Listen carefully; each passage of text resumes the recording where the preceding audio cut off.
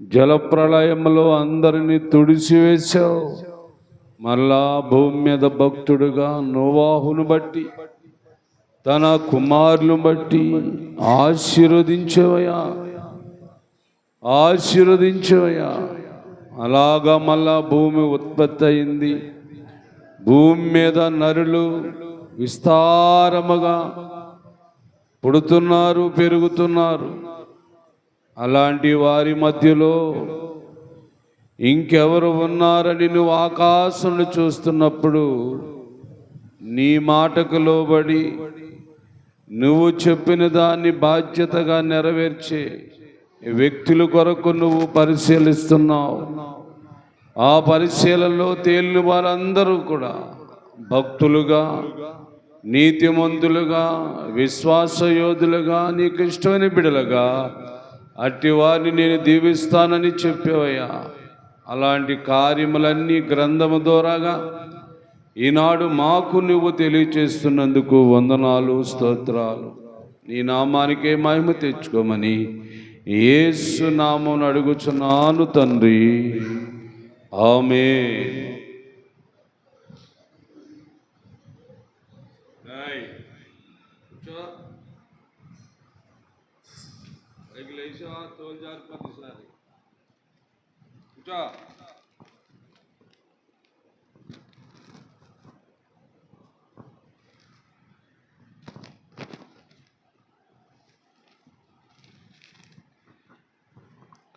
దేవునికి స్తోత్రము.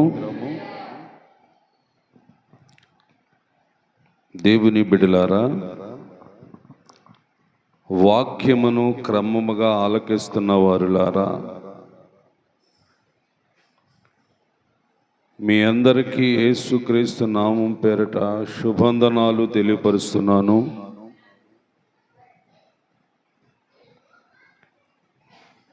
గత రాత్రి మనం విన్న మాట ఏంటంటే, భూమి మీద నివసించే వారందరూ జలప్రళయములో నాశనం అయిపోయారు.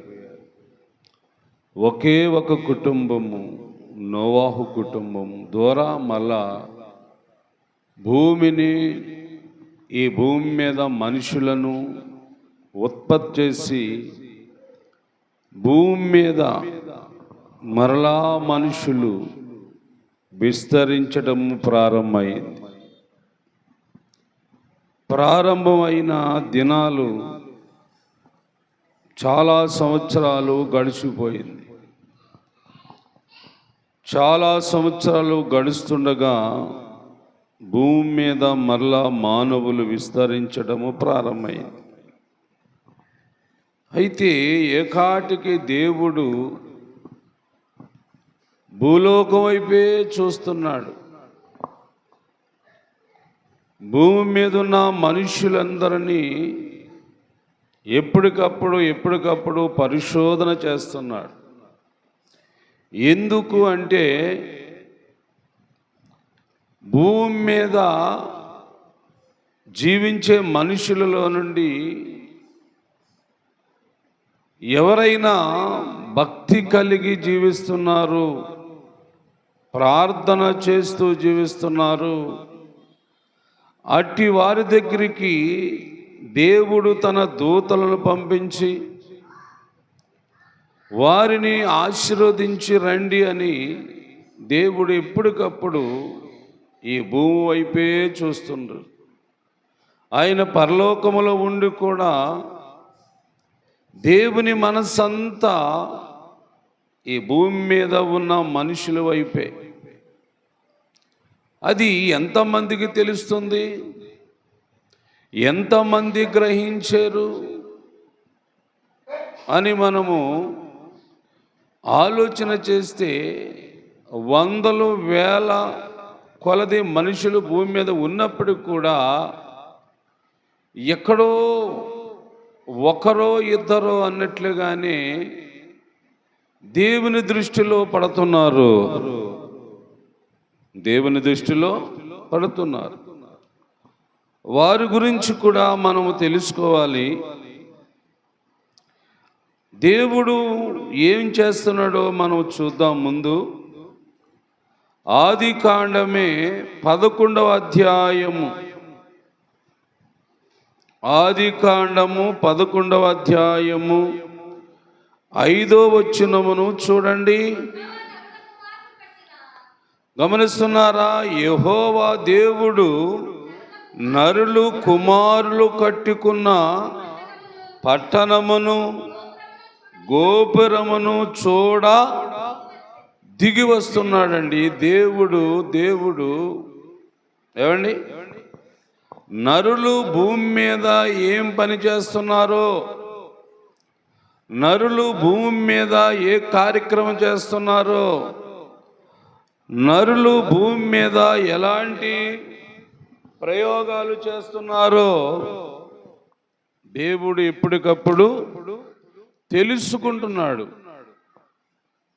ఈ సంగతి తెలుసా భూమి మీద ఉన్న మనుషులకు? గమనించాలి మనం.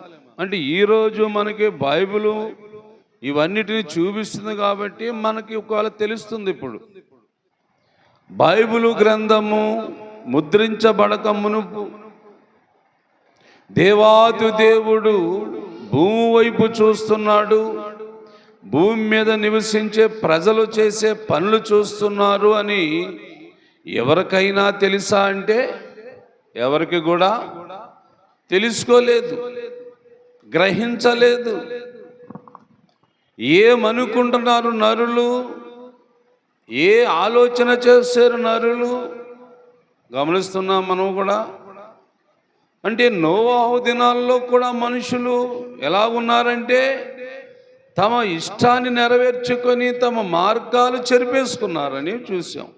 అందుకు దేవుని కోపము భూమి మీదకి వచ్చింది. అది ఒక జలప్రళయము ప్రమాదముగా వారికి ఏమండి వారందరినీ చంపేసింది. ఆ రోజు మరలా నోవాహు ద్వారాగా సంతానం పుట్టింది. భూమి మీద మళ్ళా నరులు విస్తరించారు. మరి విస్తరించిన నాటి నుండైనా మనుషులు తెలుసుకున్నారా అంటే ఎక్కడ కూడా తెలుసుకోలేనట్లుగానే ఉంది బైబిల్లో. అయితే దేవుడు మాత్రము నరులు తెలుసుకున్నా తెలుసుకోకపోయినా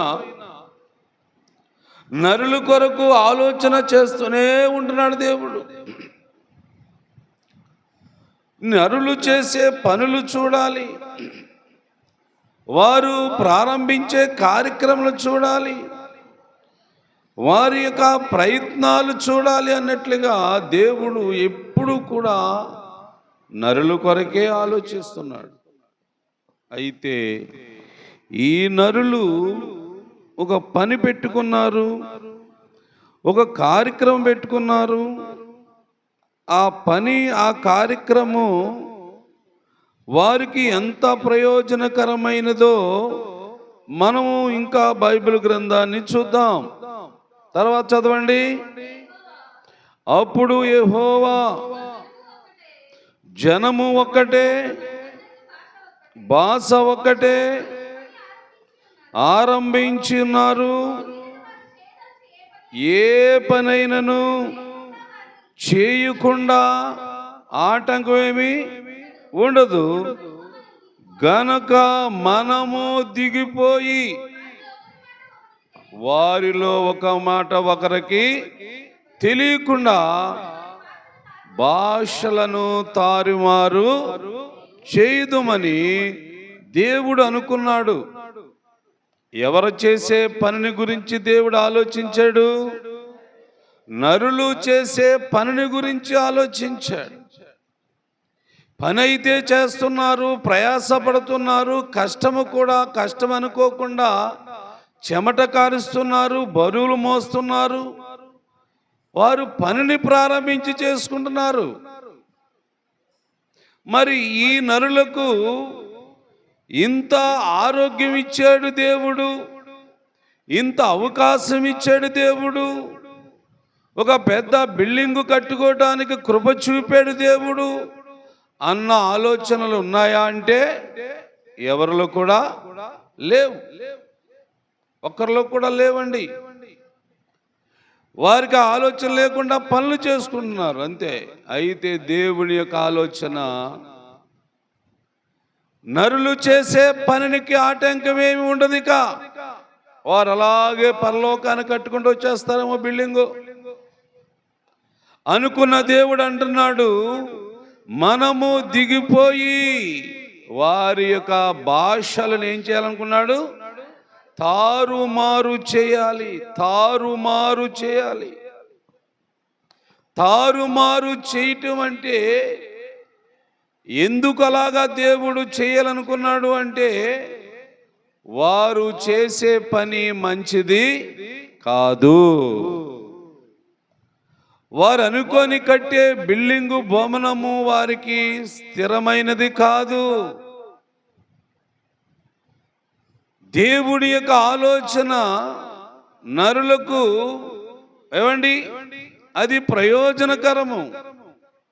కానీ నరులు ఒకవేళ అనుకోవచ్చు, మనము చేసే పని ఆగిపోయిందేంటి, మనము తప్పు చేస్తున్నామా, మనము పాపము చేస్తున్నామా, మనము ఏది చేయకుండా బిల్డింగ్ కట్టుకున్నాం కదా అన్నట్లుగా నరులు ఒకవేళ అనుకోవచ్చు, దేవుని బిడ్డలారా.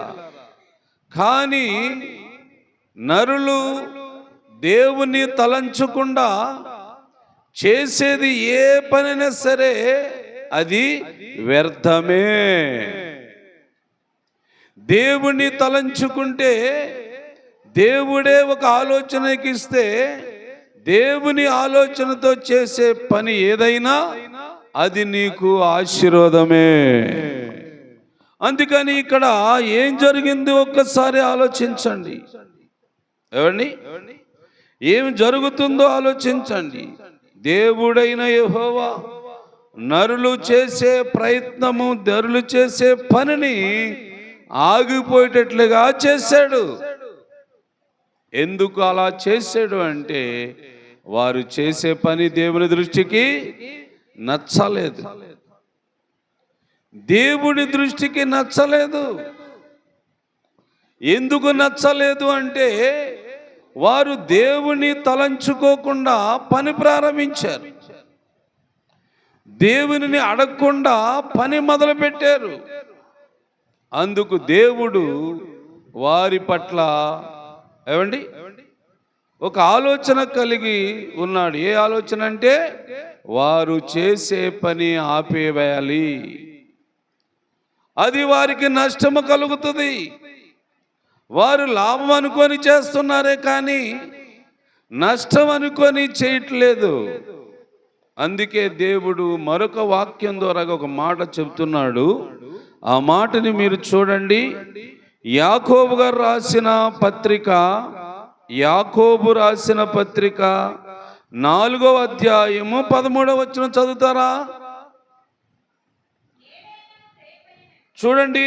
నేడైనను రేపైనను ఒకానొక పట్టణమునకెళ్ళి అక్కడ 1 సంవత్సరము వ్యాపారము చేయదమని చెప్పుకొని వారులారా. చూసారా ఎలా ఉందండి వాక్యము? మనుషులు అనుకుంటున్నారు, ఈ ఆది కాండంలో అయితే పెద్ద బిల్డింగ్ కట్టుకుందాము, పేరు సంపాదిద్దాం అనుకుంటున్నారు. యాకోబు గారు రాసిన పత్రికలు అయితే వ్యాపారము చేసి లాభము సంపాదిద్దామంటున్నారు.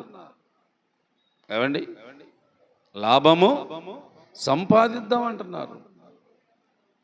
అంటే భూమి మీద పుట్టిన ప్రతి మనుషుడు ఏదో ఒకటి చెయ్యాలా, దాని నుండి మనము లాభము పొందాలా, మేలు పొందాలా, లేకపోతే డబ్బు సంపాదించాలా, ఆస్తులు కూడగట్టాలనే ఆలోచన. కానీ అరే, ఈ భూమి మీద మనము జీవించటానికి దేవుడు ఒక చక్కటి అవకాశం ఇచ్చాడని ఆలోచన లేనివారండి ఈ మనుషులందరూ. ఈ మనుషులందరూ దేవుని ఆలోచన లేనివారు. అలా ఉండొచ్చా? భూమి మీద ఉన్న నరులు దైవికమైన ఆలోచన లేకుండా జీవించడము దేవునికి ఇష్టమాది అనంటే ఇష్టము కాదు.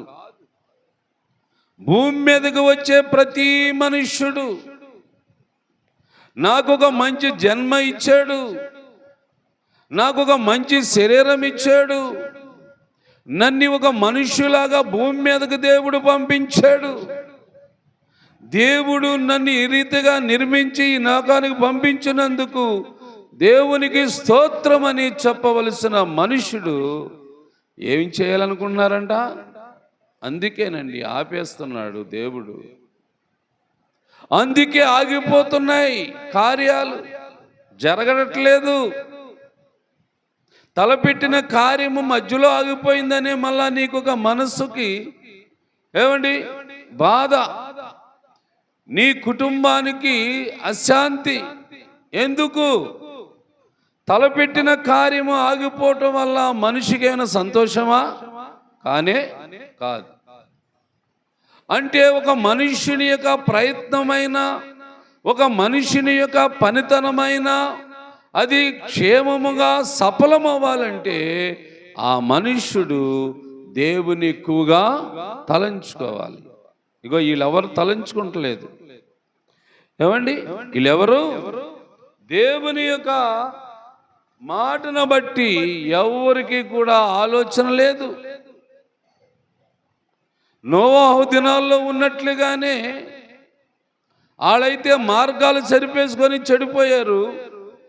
వీళ్ళేం చేస్తున్నారు?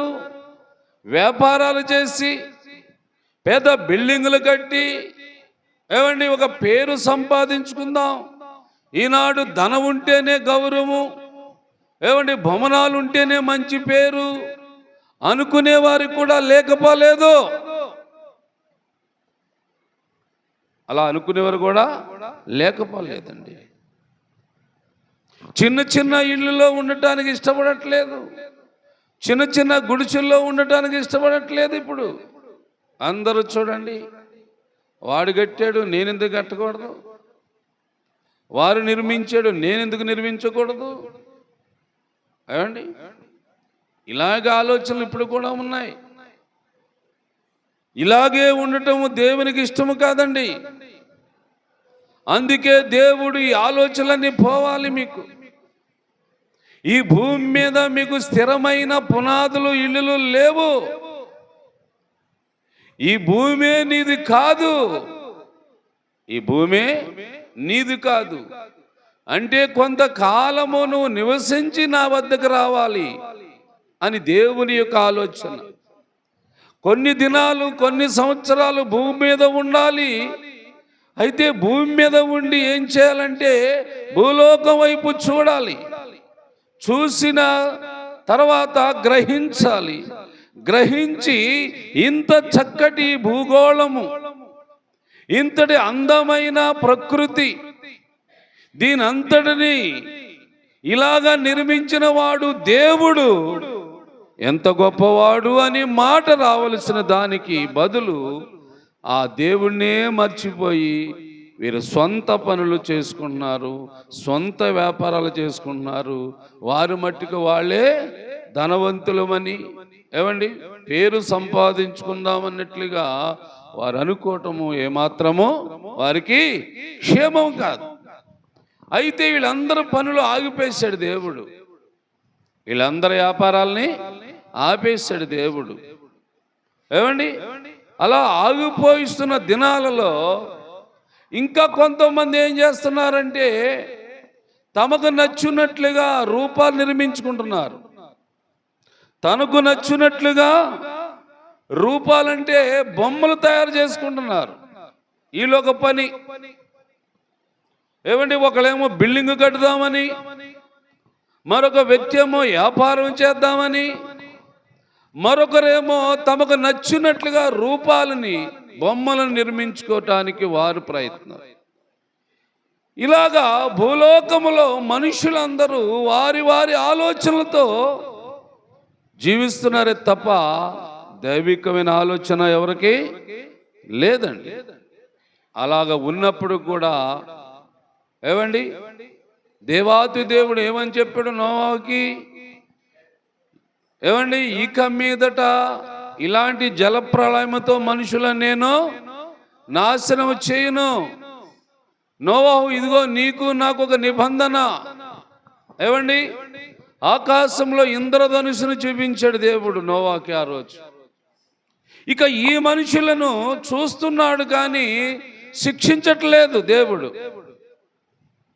ఈ మనుషులు చేసే ప్రయత్నాలు, పనులను చూస్తున్నాడు కానీ దేవుడు ఎవరికి శిక్షలు విధించట్లేదు.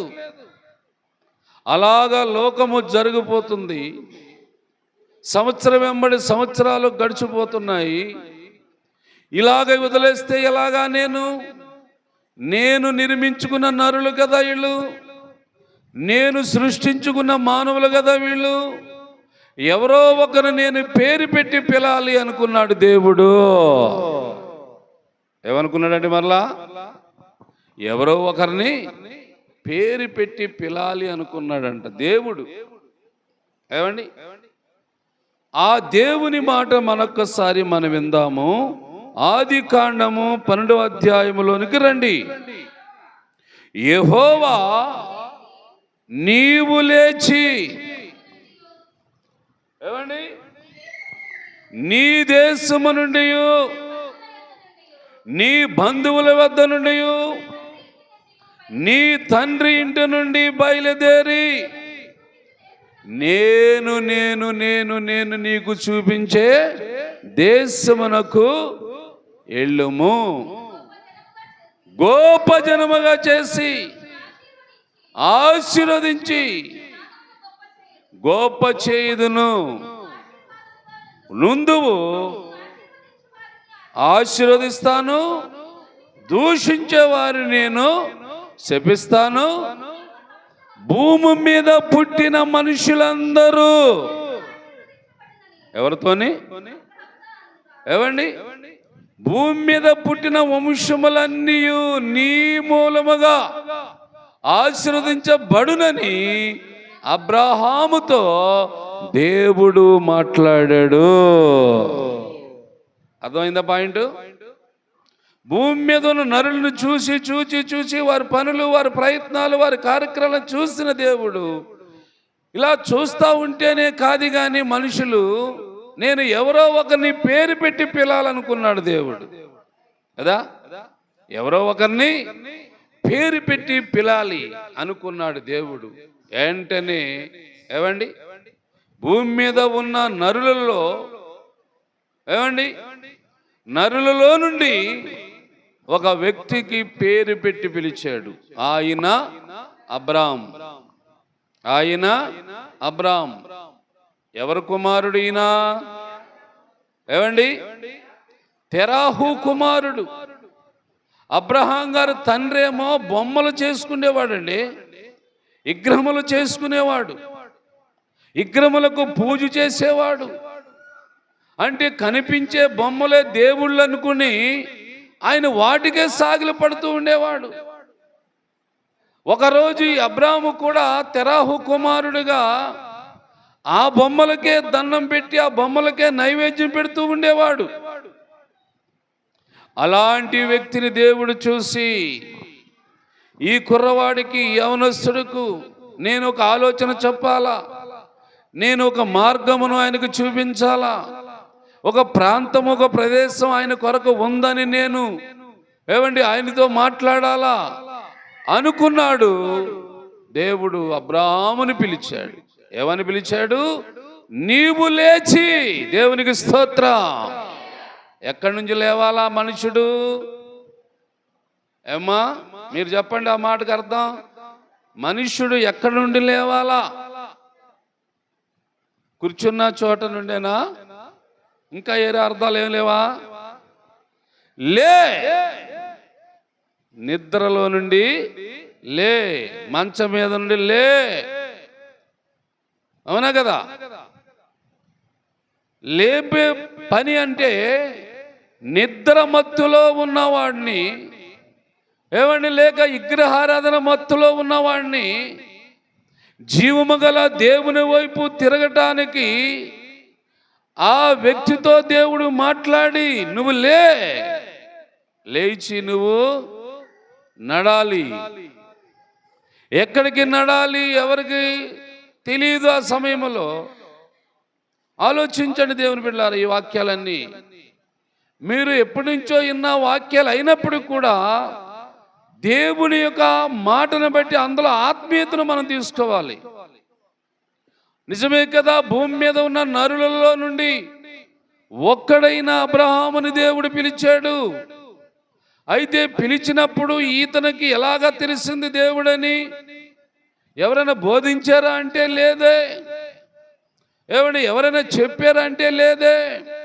మరి ఎవరు చెప్పకుండా బోధించకుండా ఎలాగా ఈయన అర్థం చేసుకున్నాడు? నన్ను పిలుస్తున్నాడు ఒక ఆయనే దేవుడు కదా. ఎలాగ గ్రహించాడండి? మీరు విన్న వాక్యము ద్వారాగా ఒక మాట చెప్పాలి. ఎలా గ్రహించాడంటారు? అబ్రాహాము లేచిరా అంటే దేవుడే ఎలాగని అనుకున్నాడు అబ్రాహాము? మీ దగ్గర సమాధానం లేదు కదా, వినండి. అయితే అబ్రహాము గారు ఎలా గ్రహించారంటే, నేను నిన్ను ఆశీర్వదిస్తాను, ఏమండి, నీ పేరు గొప్ప చేస్తాను, నీ మూలముగా సమస్త వంశములు ఆశీర్వదించబడతారు. ఇగో ఈ మాటలను బట్టి అబ్రహాము గారు గ్రహించాడు. అంటే ఒక నరుడిని ఆశీర్వదించేవాడు ఒక నరుడు వస్తాడా? ఒక మనిషిని ఆశీర్వదించడానికి ఇంకొక మనుషుడు ఉన్నాడా? లేడు. ఆశీర్వదించేది ఎవరు? దేవుడే అని గ్రహించాడు. గొప్ప చేసేది ఎవరు? దేవుడే అని గ్రహించాడు. అందుకే అబ్రహాము గారు దేవుని యొక్క మాటకు లోబడ్డాడండి. లోబడిన వాడు ఏం చేశాడు? లేచి బయటికి రాబోతుండగా తన భార్య చూసింది. ఏమండి ఎక్కడికి వెళ్తున్నావు అంటే, దేవుడు నన్ను పిలుస్తున్నాడు, నేను ఆశీర్వదిస్తాను చెప్తున్నాడు, అందుకు నేను వెళ్ళవలసి ఉన్నది. అలాగైతే నేను కూడా వస్తాను. నేను శరీర సంబంధం గురించి చెప్పట్లేదండి, ఆత్మీయంగా దేవుడు బోధిస్తున్నాడు. వినండి, ఆలోచించండి.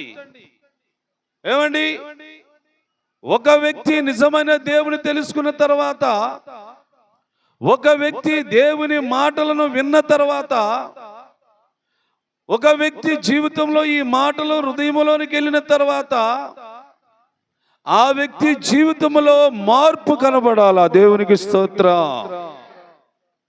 మార్పును చూసినప్పుడు మరొక వ్యక్తి నీ వెనుక రావాలా? ఏమండి, నీలో మార్పు కనబడితే మరొక వ్యక్తి రారా? ఏమండి, వస్తారు? అంటే నీలో మార్పు రావాలి. మార్పు రావాలంటే నీ మనస్సు మారాలి. ఇంతకాలము లోకం వైపు చూసావు, ఇంతకాలము పాపం వైపు చూసావు, ఇంతకాలము లోకానుసారమైన పనులు చేసావు. ఇదిగో దేవుడు నిన్ను పేరు పెట్టి పిలుస్తున్నాడన్న దాన్ని గ్రహించాలి. ఏమండి, నిన్ను నన్ను పేరు పెట్టి పిలుస్తున్నాడు దేవుడని గ్రహించాలా. గ్రహించినప్పుడే మనసులో మార్పు వస్తుంది, గ్రహించినప్పుడే హృదయంలో మార్పు వస్తుంది, గ్రహించినప్పుడే నీ ఆలోచనలో మార్పు వస్తుంది, గ్రహించినప్పుడే ఏమండి నీ మార్గము, నీ ప్రయాణము మరొకలాగా ఉంటుంది. అప్పుడు ఊరిలో ఉన్న ప్రజలు ఏమండి, అమ్మా నువ్వు ఎక్కడికి వెళ్తావు అని అడగరా నిన్ను? ఉదాహరణకి ఇప్పుడు ఈ సమాజంలో ఒక ఇంటిలో ఒక యజమానురాలు ఉందనుకోండి, ఆమె స్థలక స్నానం చేసి పష్టు వస్త్రమని చీరను కట్టి బ్యాగు సంఖ్య ధరించుకొని బయటికి వచ్చింది అనుకోండి, చూసిన వారు ఏమంటారు? ఏమనరా? ఏమంటారు చెప్పండి, మీ ఆలోచన. దీనికేమొచ్చింది అంటారా? అమ్మా నువ్వు ఎక్కడికి వెళ్తున్నావురా? ఇదే పట్టు చీర కట్టుకున్నావు, ఎక్కడికి వెళ్తున్నావు అమ్మా?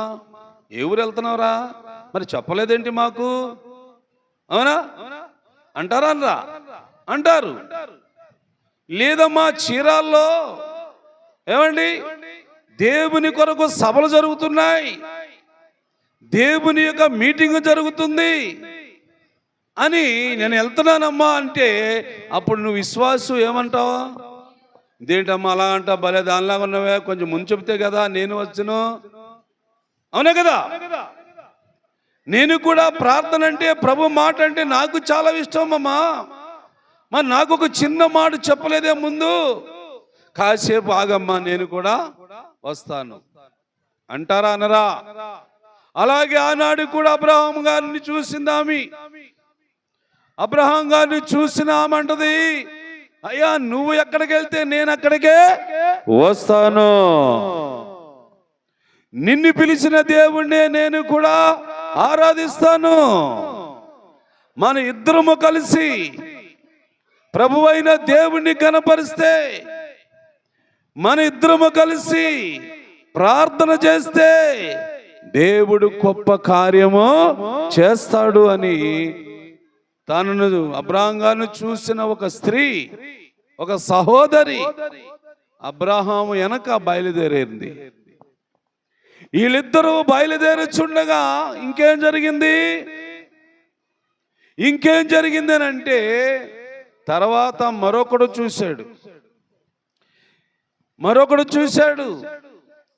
ఏమండి, ఏమి చిన్నానా, ఏమి చిన్నమ్మ గారు, మీరిద్దరూ ఎక్కడికి ప్రయాణం చేస్తున్నారు అని మరొక వ్యక్తి అడుగుతున్నాడండి. మరొక వ్యక్తి అడుగుతున్నాడు. ఆయన ఎవరు అంటే లోతు.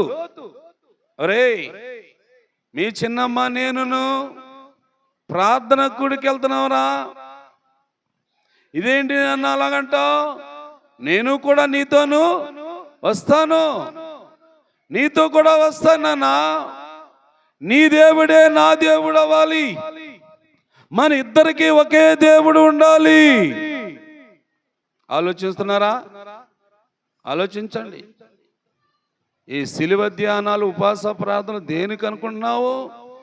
నిన్ను బలపరచాలి, నిన్ను వాక్యం ద్వారా స్థిరపరచాలి, ఆత్మీయంగా నిన్ను పెంచాలి, ఆత్మానుసారంగా నువ్వు ఉండాలని దేవుడు సంకల్పం ఇది, దేవుని యొక్క ప్రణాళిక ఇది. దేవుడు నీ గురించి నా గురించి ఆలోచించిన మాట ఇది. అందుకే నువ్వు జాగ్రత్తగా విను. దేవుడు క్రమముగా నేర్పిస్తున్నాడు నీకు ఒక పాఠం.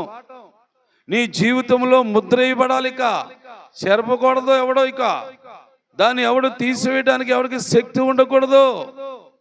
ఏమండి, నీ కోసమే ఈ మాటలన్నీ, మన కోసమే ఈ వాక్యం అంతా.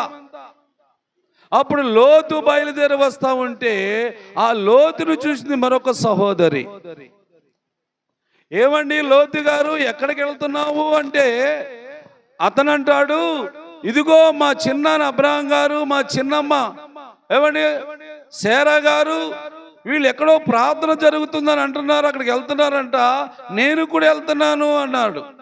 అంటే ఆమె ఇదేంటండి అలాగంటావు, మరి నువ్వు వెళ్తే నేను రానా అని. దేవుని బిడ్డలారా, ఈ నలుగురు ఏమండి ఒకే చోటుకి నడుచెళ్ళారు. అది ఏ చోటది? దేవుడు చూపించిన చోటు, దేవుడు నిర్మించిన స్థలం, దేవుడు ఆశీర్వదించటానికి, దేవుడు దీవించటానికి నిన్ను నన్ను పిలుస్తుండగా ఆ పిలుపుకు లోబడి, పనులున్నాయని పనులతో కాదు, ఏమండి ఇల్లు ఉందని దాన్ని చూసుకుంటా ఉండటం కాదు, వ్యాపారం ఉంది అని చేసుకుంటూ కాదు, దేవుడు నిన్ను పిలుస్తున్నాడు అంతే. విడిచిపెట్టి వస్తావా? విడిచిపెట్టి వెళ్ళాలా లేదా? వెళ్ళాలి. ఎందుకు వెళ్ళాలి? పని చేసుకుంటే బాగుంటుంది కదా, వ్యాపారం చేసుకుంటే బాగుంటుంది కదా అనుకుంటాం మన ఆలోచన. కానీ దేవుడు పిలిచాడంటే దేని కొరకు పిలుస్తున్నాడు? నీ పనిని చెడగొట్టాలని కాదు, నీ పనిని ఆపివేయాలని కాదు, నీకు ఈ పని కంటే ఎక్కువగా ఏమండి పరలోకపు ఆశీర్వాదము నువ్వు పొందాలి, మనం పొందాలి. ఆ ఉద్దేశం దేవుడు పిలుస్తున్నాడండి. అంతేనా? ఒకవేళ మానవుడు పనులే పెట్టుకొని ప్రయాసపడుతూ ఉంటే వాడికి ఏమి లాభం అంటుంది బైబిల్, వారికి ఏమి మిగలదు అంటుంది బైబిల్. వారు ఎంత కష్టపడి సంపాదించినప్పుడు కూడా నువ్వు తినేదెంత? ఇంత ముద్దే, మిగిలిందంత ఎక్కడ పడి చేయాలా? ఏమండి, ఎక్కడ పడి చేయాలా? దానికి ఒక స్థలం ఉంటుంది, ఎవరికి కనిపించకుండా. ఏమండి, అది దాగుంటుంది, బయటికి కనబడదు. కనబడితే ఎవడో ఒకడో ఏదో చేస్తాడు. దాన్ని ఏం చేస్తాడంటే ఎత్తుకొని పోతాడు కదా. అందుకని ఎక్కడ దాగుంటుంది? వెళ్ళేది బీరువాల్లో దాగుంటుంది, పెట్టెల్లో దాగుంటుంది. మనలాగా బయట తిరగదు. నిన్ను ఎవరైనా ఎత్తిపోతారా? మరి నువ్వు సంపాదించిన ధనాన్ని అయితే ఎత్తుకెళ్ళిపోతాడు ఎవడో ఒకడు. ఆలోచన, దానికి భయము. బాబు మనుషులు కంటపడకూడదురా బాబు, నేను మనుషులు కంటపడితే నన్ను ఏదో చేస్తారన్నట్లుగా దానికి భయం ఉంది. అందుకే అది దాగుంటుంది. ఆలోచించండి, ఇది ఆత్మీయ సత్యాలు, ఇవి ఆత్మ సంబంధమైన విషయాలు. ఇవి మన జీవితాలన్నీ కూడా దేవునిలో బలపడాలి, దేవునిలో సంతోషించాలి. ఇప్పుడు ఎంతమంది వచ్చారమ్మా? 9 వచ్చారు బయటికి. 9 వచ్చి ఏం చేస్తున్నారో, 9 వచ్చి ఏం చేస్తున్నారో చూద్దాం బైబిల్ గ్రంథములో. ఈరోజు తేలిపోవాలి. 9 వచ్చి ఏం చేస్తున్నారు అంటే 8వ వచనం చదవండి ఒకసారి. అక్కడ నుండి అతడు బయలుదేరి బేతేలునకు తూర్పున కొండకి చేరి పరమటున్న బేతేలునకును తూర్పునున్న హాయికును మధ్య గుడారములు వేసుకున్నారు. ఈ 9 వచ్చారు బయటికి, గుడారములు వేసుకున్నారు. ఏమండి, నివాసాలు కట్టుకున్నారు. ఆలోచించండి, ఇందాక మనం 11వ అధ్యాయంలో చూస్తే వారు కూడా ఒక నివాసం కడతా ఉంటే దేవుడు ఏం చేశాడు? ఇష్టపడలేదు. మరి వీళ్ళు కూడా గుడారాలు వేసుకున్నారు. ఆలోచించండి, ఒక చిన్న మాట చెప్తున్నాను నేను. భవనాలు మనిషికి అవసరమా, గుడారం అవసరమా అంటే ఎందుకు అవసరము? తుఫానులు వచ్చినా, ఏమండి సునామీలు వచ్చినా, లేక సముద్ర పొంగు వచ్చినా ఆ గుడారం వల్ల నీకు అపాయము, ప్రమాదము ఉండదు. అదే బిల్డింగు, 3 అంతస్తుల బిల్డింగ్ కట్టుకున్నావు, సునామీ వచ్చింది, తుఫానులు వచ్చాయి, సముద్ర పొంగి, ఏమండి అప్పుడు ఈ బిల్డింగ్ ఏమైంది? కూలిపోతుంది. ఈ బిల్డింగ్ లో ఉన్న నువ్వేమవుతావు? నాశనం. చూసుకోండి, ఏది మేలో నీకు, ఏది మేలో. మానవుడు ఇలాగ ఆలోచించట్లేదు. నాశనం అయినా పర్లేదు, ఒక పెద్ద బిల్డింగ్ కట్టుకోవాలి. ఎందుకండి ఈ మూఢనాల ముచ్చట జీవితానికి బిల్డింగులు, భవనాలు ఎందుకో? దేవుడిచ్చిన చిన్న గుడారము చాలదా? నిజముగా మానవుడు నివసించటానికి నివాసము దేనికంటే కాసేపు తలవాల్చుకొని నిద్రపోటాను కదా. నిద్ర తీరిపోతే ఏం చేస్తావు? నువ్వు బయటకు వచ్చేస్తావు, రావా? అప్పుడు భవనమైనా బిల్డింగ్ అయినా ఏమండి ఏదైనా వదిలేసే బయట తిరుగుతావు, అవునా కదా. అందుకు దేవుని బిడ్డలారా, దేవునికి ఇష్టమైన వాటిని మనము తయారు చేసుకోవటానికే ఇష్టపడాలి, కానీ దేవునికి ఇష్టం లేని వాటిని మనము సిద్ధపరచుకో. ఇదిగో అబ్రహాం గారు, లోతు, ఏమండి లోతు భార్య, అబ్రహాం గారి భార్య 9 కలిసి గుడారాలు వేసుకున్నారు. 2 గుడారాలు. ఆయన గుడారంలో ఆయన కాపురం చేసుకున్నాడు, ఈయన గుడారం ఈయన కాపురం చేసుకుంటున్నాడు. ఇలాగా గుడారాలు వేసిన తర్వాత వారు ఏం చేశారు? మరలా యెహోవాకో, ఏమండి ఎవరు చెప్పారండి వీళ్ళకు? బలిపీఠము కట్టాలని ఎలాగ పుట్టిందండి ఆలోచన? దేవాతు దేవుడు ఆశీర్వదించేవాడు కదా, దేవాతు దేవుడు దీవించేవాడు కదా. అందుకు భూమి మీద మనం ఆయన కొరకు బలిపీఠము కడదాం. బలిపీఠము కట్టి ఏం చేద్దాం? ప్రార్థన చేద్దాం. ప్రార్థన చేద్దాం.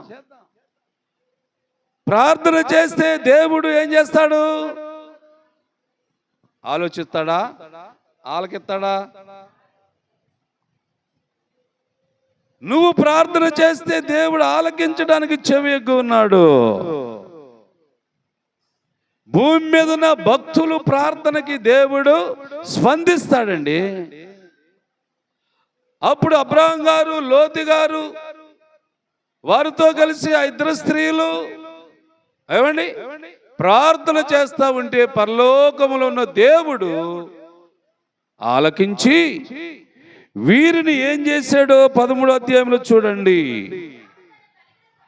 అబ్రహాము గారిని ఏమండి లోతు గారిని ఇద్దరిని దేవుడు దీవించాడు. ఆలోచిస్తున్నారా? అబ్రహాం గారి యొక్క ఆశీర్వాదము లోతు గారికి వస్తుంది. లోతు అబ్రహాం గారు ఇద్దరు కూడా దేవునికి లోబడి దేవుని నామాన్ని ప్రార్థన చేస్తున్నారు. అలాగా ప్రార్థన చేయటం వలన ఏమండి అలాగా వారు ప్రార్థన భక్తి చేయటం వలన దేవాదు దేవుడు వారిని ఏం చేయబోతున్నాడు, ఏం చేశాడు అని అంటే, ఇదిగో అబ్రహాము ఎండి బంగారములు కలిగిన వాడై బహు ధనవంతుడై ఉండెను. ప్రయాణము చేయుచు బేతేలు వరకు అనగా మధ్య తన గుడారము మొదట వేసిన చోటికే వెళ్ళి కట్టిన ఆ స్థలము చోటికే వచ్చి అక్కడ అబ్రహాము మరలా దేవుని ప్రార్థన చేశాడు. అబ్రహాము గారు ప్రార్థన మరలా చేశాడు. ఏమండి అబ్రహాముతోను లోతుకు కూడా గొర్రెలను గొడ్లను గుడారములో ఉండెను. దేవునికి స్తోత్రం. ఆలోచిస్తున్నారా? ఇప్పుడు భూలోకములో ఉన్న మనుషులందరికంటే ఆశీర్వదించబడిన వ్యక్తి ఎవరు? అబ్రహాం. అబ్రహాం ఆశీర్వాదం ఎవరికి వచ్చింది? లోతుకు వచ్చేసింది. ఇప్పుడు ఇద్దరు కూడా ఆస్తిపరులు అయిపోయారు, ధనవంతులైపోయారు. భూమి మీద నివసించే వారి కంటే గొప్పవారిగా కనబడుతున్నారు. దేవుని బిడ్డలారా, ఇది నీ ఆలోచన. నీ చుట్టూ మనుషులు ఉండొచ్చు, నీ చుట్టూ ఊరు ఉండొచ్చు. ఆ ఊరిలో నుండి నిన్ను దేవుడు పిలుస్తున్నాడన్న సత్యాన్ని మర్చిపోకు. ఆ గ్రామములో నుండి నిన్ను పిలుస్తున్నాడు, నిన్ను పిలుస్తున్నాడండి, నిన్ను పిలుస్తున్నాడు. ఇది నీవు గ్రహించాలి. పిలిచిన దేవునికి ఏం చేయాలి? మనము లోబడాలి. నెంబర్ 1 ఏం చేయాలి? లోబడాలి. పిలిచాడు నన్ను దేవుడు, నేను వెళ్తున్నాను. నీ వెనక వచ్చే వాళ్ళందరినీ ఎంట పెట్టుకోరా. ఈ పని జరగట్లేదు ఇప్పుడు సమాజంలో. నీతో కూడా ఉన్న వారిని నువ్వు నడిపించాలి.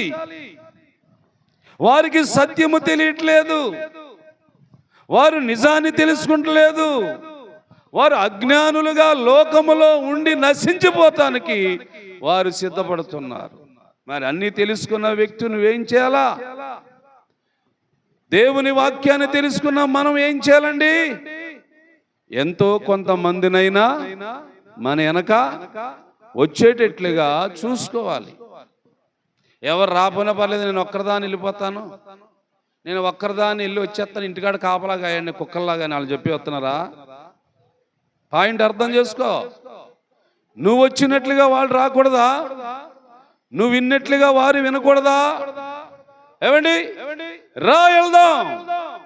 మన ఇద్దరిని పిలిచాడు దేవుడు, మన ఇద్దరము ఉండాలి దేవుని సన్నిధిలో. అబ్రహాం గారిని పిలిస్తే తన భార్య వెళ్ళిపోయింది వెనకబడి. అబ్రహాము శారా ఇద్దరు వెళ్ళిపోతా ఉంటే లోతు వచ్చేస్తున్నాడు వెనకబడి. లోతు వస్తా ఉంటే తన భార్య కూడా లోతు వెనకాల వచ్చేసింది. నలుగురు కలిసి ఎక్కడికి వచ్చారు? ప్రార్థనా స్థలానికే వచ్చారు. ప్రార్థన చేశారు. పరలోకల దేవునికి చెప్పారు, అయ్యా మమ్మల్ని పిలిచిన దేవా, మమ్మలను పిలిచిన దేవా, నమ్మదగిన వాడా, మాకు నువ్వే ఆశ్రయము, మాకు నువ్వే రక్షణ, మాకు నువ్వే ఆధారము, మాకు నువ్వే ఆదాయము అని దేవునికి ప్రార్థన చేస్తే దేవుడు ఏం చేశాడు? వీరిని ఆశీర్వదించాడు. ఆస్తులు పెరిగిపోయాయి. ఏమండి? వ్యాపారం చేశారా? ఏటకెళ్ళి చొల్లేశారా? ఏమండి? ఏం చేయలేదు. వాళ్ళు దేవుని మాటకు లోబడ్డారు. దేవుని చెప్పిన స్థలానికి వచ్చారు. బేతేలులో గుడారం వేసుకొని బలిపీఠం కట్టి ప్రార్థన చేశారు. బేతేలు అనగా దేవుడు నివసించే స్థలం. బైబిల్లో రాయబడిన మాట. చాలా స్థలాలు ఉన్నాయి కానీ, చాలా ప్రాంతాలు, ప్రదేశాలు ఉన్నాయి కానీ, దేవుడు నివసించే స్థలము బేతేలు. బేతేలు దేవుడు నివసించే స్థలానికి వచ్చారు ఈ రెండు కుటుంబాలు. అంటే ఇద్దరు భర్తలు, ఇద్దరు భార్యలు. ఈ మూడులను చూస్తున్నాం కానీ ఆ ఒక్క పురుషుడే వస్తున్నాడు. ఇంక ఎక్కా పురుషులు లేరా మీకు? ఏమండి? నిన్ను ఒకవేళ అడిగితే నీ సమాధానం ఏంటమ్మా? పరమగీతంలో ఉన్న మాట పట్టి అడిగిదామా? అమ్మాయి, చాలా మంది పురుషులు ఉన్నారు కదమ్మా, వాటర్ ఏమి నిండానా?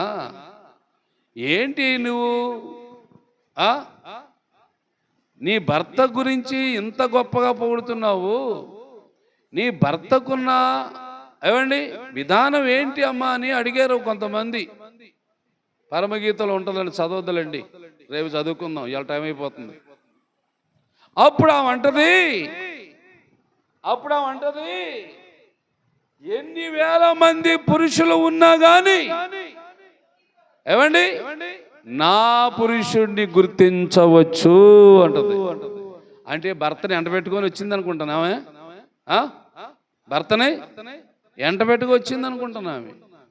ఆమెను అడిగారు, ఏమమ్మా మాకే ఉన్నారు భర్తలు, ఎవరు రాలేదు కదా, ఏంటి మీ ఆయన వచ్చాడు ఏంటి, నీ వెనకాల ఎట్టుకొని కొంగును ముడేసుకు తీసుకొచ్చేవేటి మీ ఆయన్ని అంటే ఆమె అంటది, మీ భర్త లాంటి వాడు కాదు నా భర్త, ఆయనను గుర్తించవచ్చు. ఆయన కొన్ని గుణాలు ఉన్నాయి, కొన్ని రూపురేఖలు ఉన్నాయి, అవన్నీ ఆమె చెప్తుందమ్మా. ఆలోచించండి, ఎవరైనా సృష్టి కర్త దేవుణ్ణి కలిగి ఉన్న వచ్చింది, దేవునితో ఏక సంబంధం పెట్టుకొని వచ్చింది, దేవాది దేవుడు చెప్పిన మాటలన్నిటిని పాటిస్తుంది ఆ స్త్రీ. అలాగే అబ్రహాం గారి భార్య కూడా, లోతు గారి భార్య కూడా ఏమండి ఇద్దరు భర్తల్ని ఎంట పడుతున్నారు. నా భర్త ఎక్కడుంటే నేను అక్కడ ఉండాలి, నా భార్య ఎక్కడుంటే అక్కడ ఉండాలి. భార్య భర్తల సంబంధము దేనితో పోల్చింది బైబిలు? మీరు ఆడోళ్ళనా? మీరు కదా, ఆడోళ్ళు కదా, ఆడోళ్ళే కానీ భార్యలా మీరు కదా, భార్యలేనా? భార్యలు అయితే నీ భర్తకి నీకు ఉన్న సంబంధము దేంతో పోల్చింది బైబిలు? దానికి సమాధానం లేదా మీ దగ్గర? దానికి సమాధానం ఏంటంటే దేవునితో నీకున్న సంబంధం. మీరు అనుకుంటున్నారు ఒక స్త్రీ ఒక పురుషుడు పెళ్లి చేసుకుంటే వారిద్దరు భార్య భర్తలు ఏదైనా చేయొచ్చు అనుకుంటున్నారు. కాదు కాదు. వధువు సంగము కోసం వరుడైన యేసు ప్రభువారు అంటే మీ ఇద్దరు సంబంధము అలాగ పోల్చబడింది.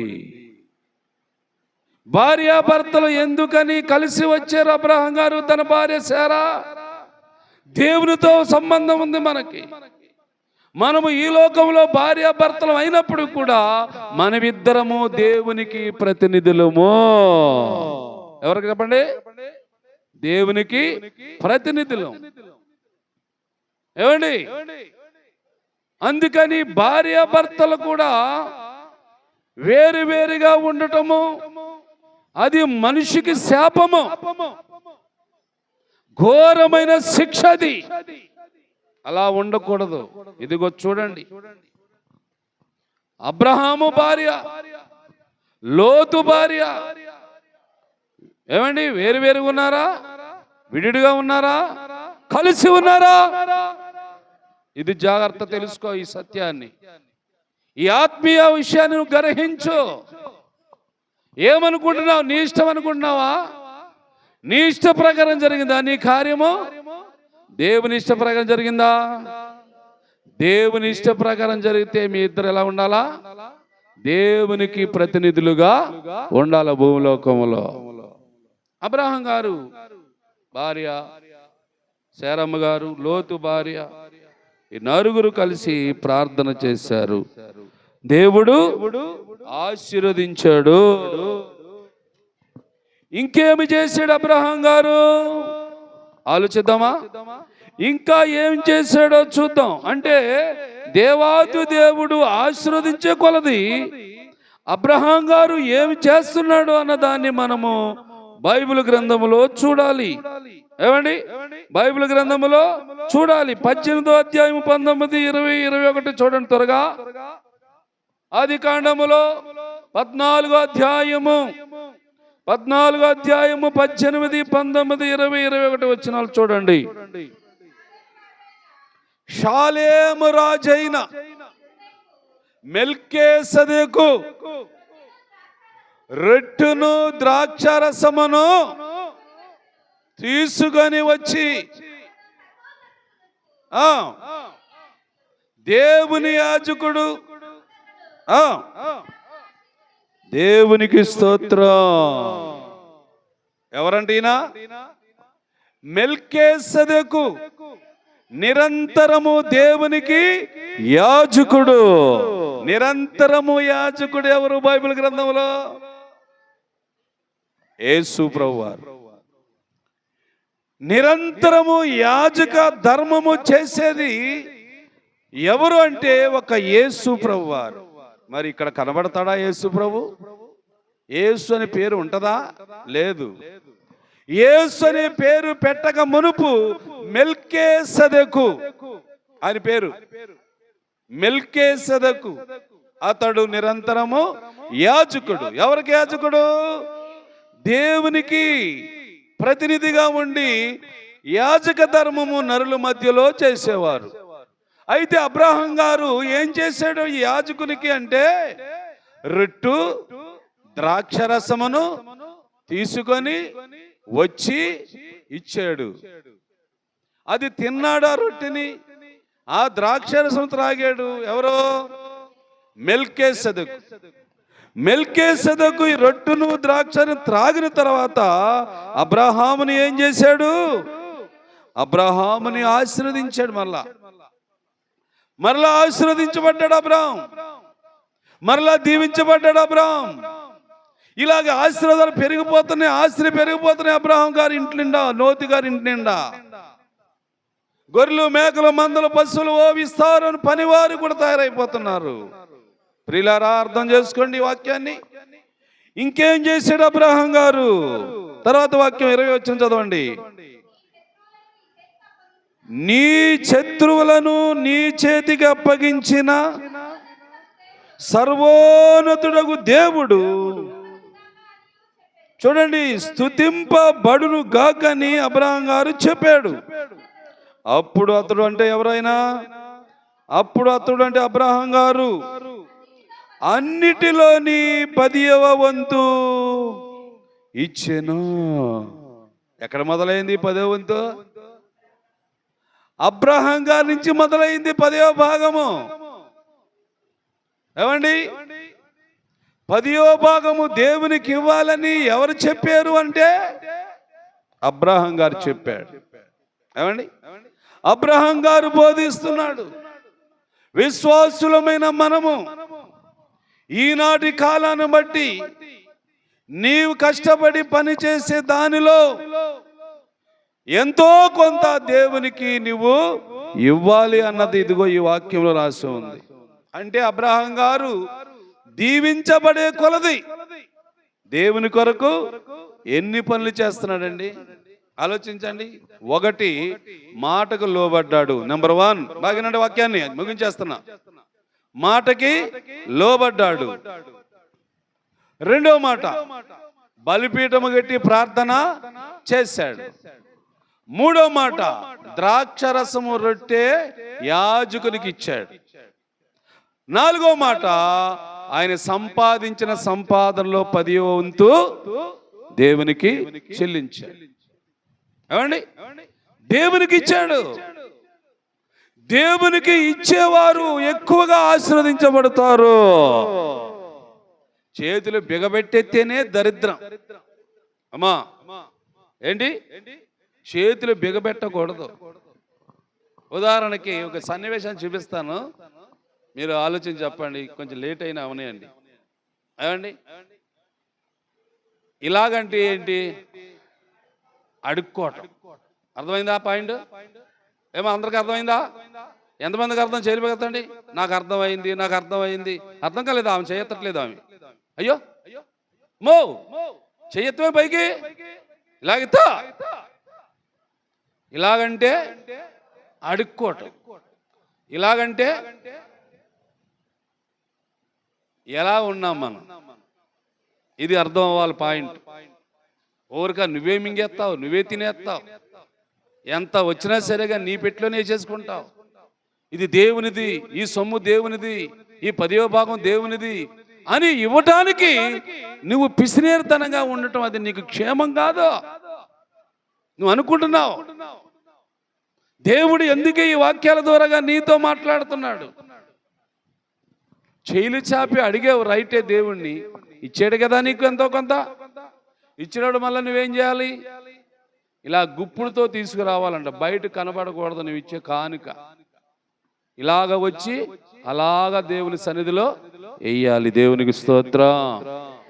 అబ్రహాం గారికి చాలా మంది బంధువులు ఉన్నారు, చాలా మంది ఊరి వారు ఉండేవారు, గ్రామస్తులు కూడా ఉన్నవారు.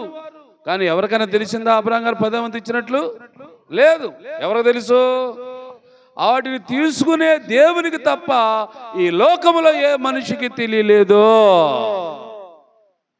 అంటే అబ్రహాం గారు దేవుని కొరకు ఏదైనా ఇస్తాడు. అబ్రహాం గారు ఏదైనా దేవుని కొరకు ఇవ్వటానికి రెడీ. మరి భార్య ఏముంది వెనకాల? ఇదేంటండి కష్టపడిన నువ్వు కానుకలను అటుకెళ్ళి ఇచ్చేస్తావు, రేపు పిల్లా జల్లా కలిగితే వారికి ఏమైనా ఆశలు ఉన్నాయా అని అడిగిందంటారా భార్య? ఏమా అడగలేదు. ఆమె కూడా భర్తకు మించిపోయిన భక్తి, దాని శక్తిని చూసింది శారా కూడా.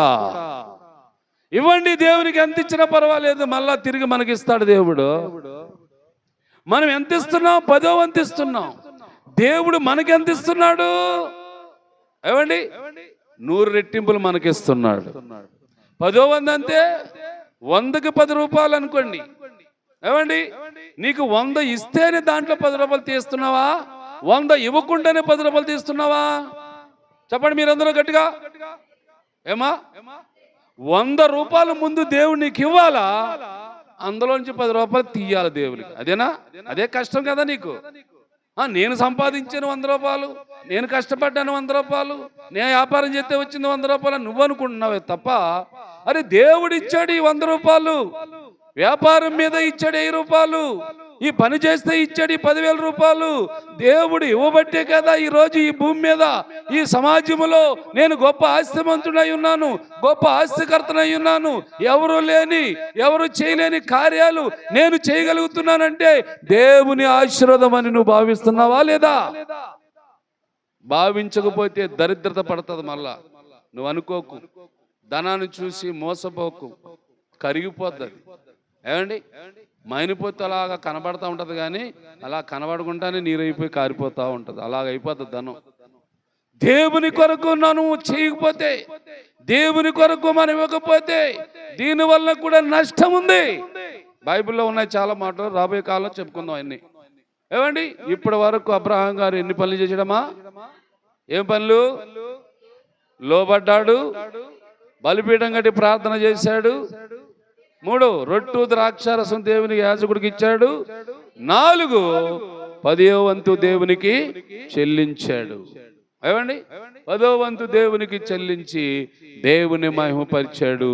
అందుకే దేవుడు అబ్రహాం గారి కుటుంబాన్ని వదలకుండా విడవకుండా కలిసిపోయినట్లుగా అబ్రహాం గారి ఇంట్లో భోజనం చేస్తున్నాడు. దేవునికి స్తోత్రములు.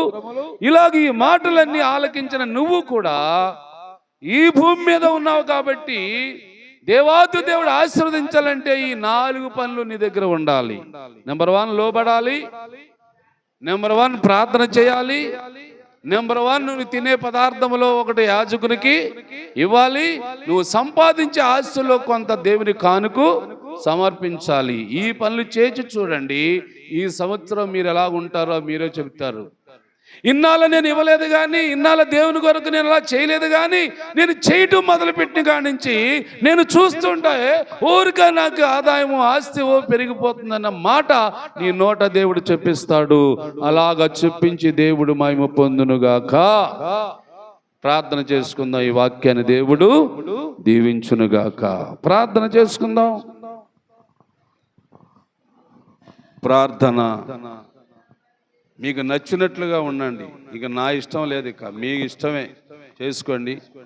మీ దేవునికే మీ సమాధానం చెప్పుకోండి. మీకు నచ్చినట్లుగా, దేవునికి ఇష్టం వచ్చినట్లుగా మిమ్మల్ని మీరే కనపరుచుకోండి. ప్రార్థన చేసుకుందాం. అందరం కలిసి ప్రార్థన. సౌండ్ రావాలి.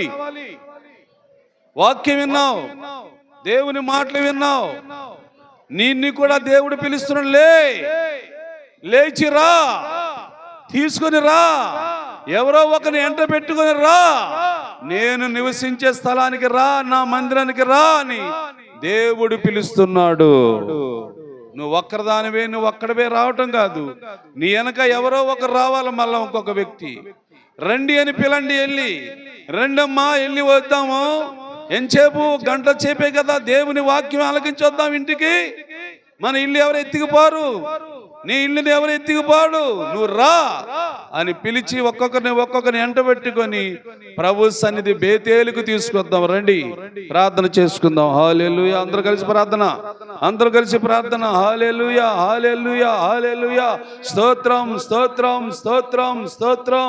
పరిశుద్ధుడా, పరిశుద్ధుడా, పరిశుద్ధుడా, బలమైన దేవుడా, ఘనమైన తండ్రి, గొప్ప దేవుడా, మమ్మలను పేరు పెట్టి పిలుస్తున్న దేవుడా, మేము లోబడితే మమ్మల్ని ఆశీర్వదిస్తానని చెప్తున్న దేవుడా, అభివృద్ధి పరుస్తానని చెప్తున్న దేవుడా, ఇంకా మా జీవితాలు బలపరిచి బలమైన పాత్రలుగా ఉండటానికి నీ పరిశుద్ధాత్మను కొమ్మరిస్తున్న దేవుడా, విశ్వాసంలో పెంచాలని, ఆత్మీయతలో పెరగాలని, భక్తి జీవితంలో అభివృద్ధి పొందాలని, దేవునికి ఇష్టలుగా జీవించాలని అనేకమైన సంగతులు, వాక్యాలు నాయనా మీరు మాకు బోధిస్తున్నందుకు స్తోత్రము తండ్రి.